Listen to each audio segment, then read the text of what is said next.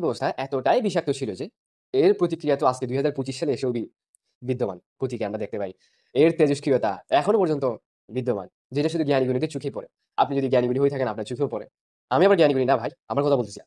আচ্ছা যাই হোক, তো আলিম উলামারা যখন দেখলেন ইংরেজদের মেকানিজমের ফলে মুসলমানদের ঈমান, আকীদা, নীতি, নৈতিকতা, আধ্যাত্মিকতা, ঐতিহ্য, সংস্কৃতি, ধর্মীয় প্রথা, ধর্মীয় জ্ঞান তথা কুরআন, হাদিস, ফিকহ, উসুল সবকিছু বিলুপ্তি অথবা বিকৃতির পথে, তখন তারা দেওবন্দ প্রতিষ্ঠার মাধ্যমে এডুকেশনাল জিহাদ শুরু করলেন। এডুকেশনাল জিহাদ বলার কারণ হচ্ছে মানে অনেক লেখকই এটাকে এডুকেশনাল জিহাদ হিসেবে বিবেচনা করছেন আর কি, বড় বড় লেখক। তো দেওবন্দ প্রতিষ্ঠার মাধ্যমে তারা মুসলমানদের ঐতিহ্য, সংস্কৃতি, ধর্মীয় কথা, ধর্মীয় মূল্যবোধ বিলুপ্তি অথবা বিকৃতির হাত থেকে রক্ষা করার চেষ্টা করলেন।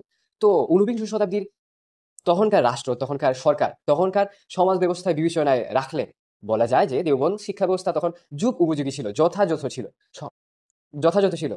কিন্তু আজকে একবিংশ শতাব্দীতে এসেও যদি 19 শতকের সেই শিক্ষা ব্যবস্থা, পুরনো শিক্ষা ব্যবস্থা এখনো চলমান থাকে, 21 শতকের চ্যালেঞ্জ গুলো বিবেচনায় রাখা না হয়, তাহলে বলতে হবে যে এটা কওমি মাদ্রাসার মুরব্বীদের সিরিয়াস লেভেলের অদূরদর্শিতা।